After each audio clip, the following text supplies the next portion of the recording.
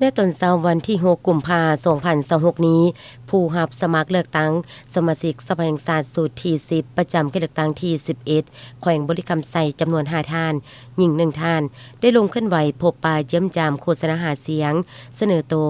ต่อผู้มีสิทธิ์เลือกตั้งต่อกับพ่อแม่ประชาชนบ้านหางสิงสว่างเมืองปากสันแขวงบริคำไซ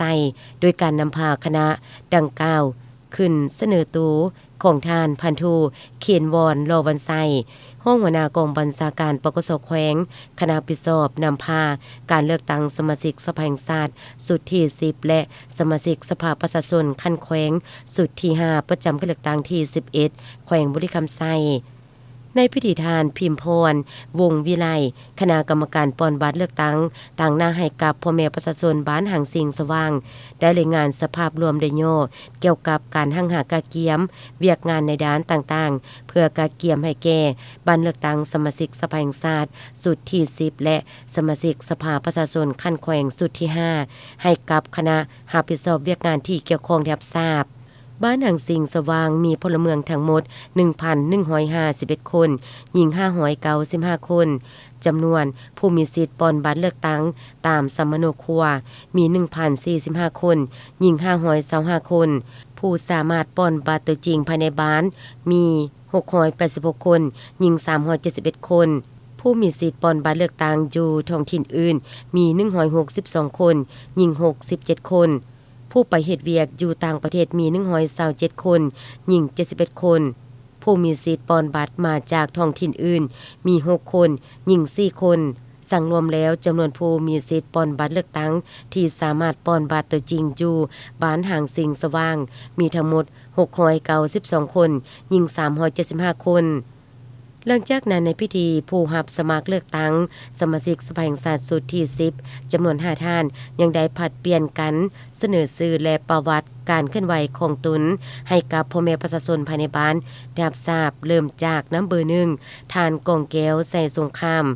กรรมการศูนย์กลางพรรคประธานสถาบันวิทยาศาสตร์เศรษฐกิจสังคมแห่งชาติน้ำเบอร์3ท่านไสอัมพรศรีหาวงศ์กรรมการประจำพรรคแขวงน้ำเบอร์6ท่านไสยเพชรจันทิศรประธานสภาการค้าและอุตสาหกรรมแขวงห้องประธานแนวเราสร้างชาติแขวงนำเบอร์9ท่านนางคำใบบริวันห้องเลขาหน่วยพักห้องประธานสาพันธ์แม่หญิงแขวงและนำเบอร์10ท่านอุทนสิงหาดวงปัญญาห้องเลขาคณะพักห้องหัวหน้าแผนกกสิกรรมและสิ่งแวดล้อมพร้อมเดียวกันนั้นผู้สมัครรับเลือกตั้งสมาชิกสภาแห่งชาติยังได้เรียกร้องให้ผู้มีสิทธิ์เลือกตั้งจงได้พร้อมกันร่วมจิตร่วมใจเข้าร่วมกระบวนการเลือกตั้งในครั้งนี้ให้กลายเป็นปังบุญใหญ่ของชาติเลือกได้ผู้สมัครที่มีมาตรฐานเงื่อนไขมีความรู้ความสามารถมีวิสัยทัศน์ที่ก้าวไกลมีมาตรฐานเงื่อนไขครบถ้วนเพื่อมาเป็นตัวแทนให้แก่ประชาชนเข้าอยู่ในสภา